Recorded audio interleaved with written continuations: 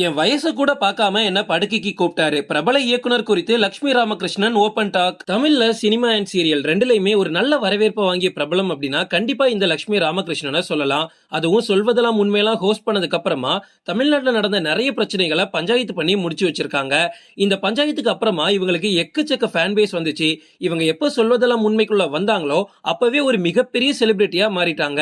இவங்க ரீசெண்டா கொடுத்த இன்டர்வியூல இவங்களுக்கு நடந்த நிறைய கொடுமைகள் பத்தி சொல்லியிருக்காங்க. இவங்களுக்கு ஒரு மலையாள படத்துல நடிக்கிறதுக்கு வாய்ப்பு கிடைச்சிருக்கு. அப்ப ஷூட்டிங்காக கேரளால இருந்திருக்காங்க. அந்த ஷூட்டிங்ல ஒவ்வொரு சீனும் ஷூட் பண்ணி முடிச்சதுக்கு அப்புறமா அதோட அவுட்புட் எப்படி வந்திருக்குன்னு ஸ்கிரீன்ல டைரக்டர் பாத்துக்கிட்டே இருப்பாராம். அதே மாதிரி லட்சுமி ராமகிருஷ்ணனுக்கும் அவங்க நடிச்ச எல்லா சீனும் எப்படி வந்திருக்குன்னு அந்த அவுட்புட்டை ஸ்கிரீன்ல பார்க்கக்கூடிய பழக்கம் இவங்களுக்கும் இருந்திருக்கு. சோ டைரக்டர் பார்த்துட்டு இருக்கும்போது இவங்களும் பக்கத்துல போய் நின்று பார்த்துட்டு இருந்திருக்காங்க. அப்ப டைரக்டரோட கை லட்சுமி ராமகிருஷ்ணனோட கை மேல கொஞ்சம் கொஞ்சமா பட ஆரம்பிச்சிருக்கு. இவங்களும் சரி தெரியாம தான் வச்சிருப்பாரு அப்படின்னு ஃப்ரீயா விட்டுட்டாங்களா. ஆனா ஒவ்வொரு நாளும் இது தொடர்ந்து நடந்துகிட்டே இருந்துச்சாம். அதுவும் ஒவ்வொரு நாளும் தொடுதல் ரொம்ப ரொம்ப தப்பா போய்கிட்டே இருந்துச்சாம். உடனே அந்த இடத்தை விட்டு லட்சுமி ராமகிருஷ்ணன் விலகி வந்துட்டாங்க.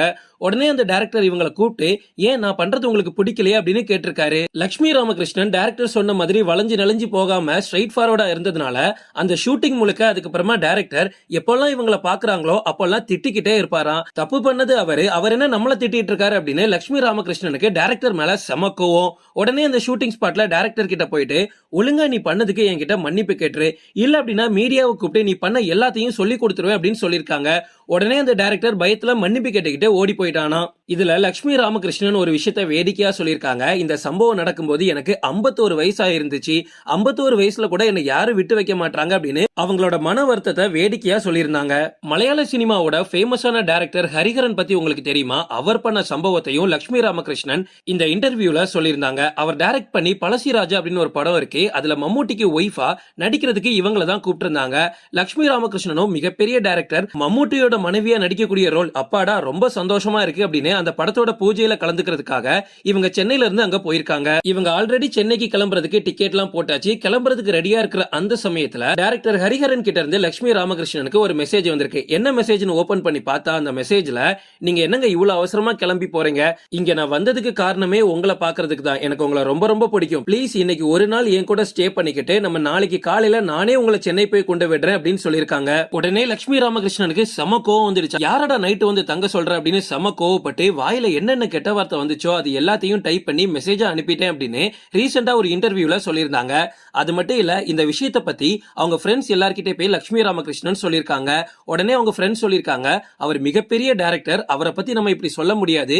அவரை கம்பேர் பண்ணும்போது நம்ம எல்லாம் ரொம்ப சின்ன ஆளு. சோ நம்ம சொன்னா யாரும் கேட்கவும் மாட்டாங்க, சப்போர்ட் பண்ணவும் மாட்டாங்க. அதனால இந்த விஷயத்தை அப்படியே விட்டுலான்னு சொல்லியிருக்காங்க.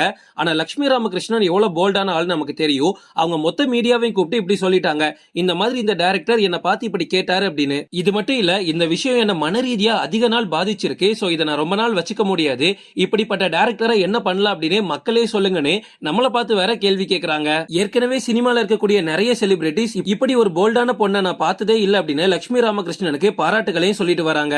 ஆக்சுவலா ஒரு பஞ்சாயத்து பண்றதோ இல்ல பஞ்சாயத்துக்கு உள்ள போறதோ லட்சுமி ராமகிருஷ்ணனுக்கு எல்லாம் பயமே கிடையாது. கிட்டத்தட்ட 1500க்கு அதிகமான எபிசோடுகளை, அதாவது சொல்வதெல்லாம் உண்மை எபிசோடுகளை இவங்க நடத்தி முடிச்சிருக்காங்க.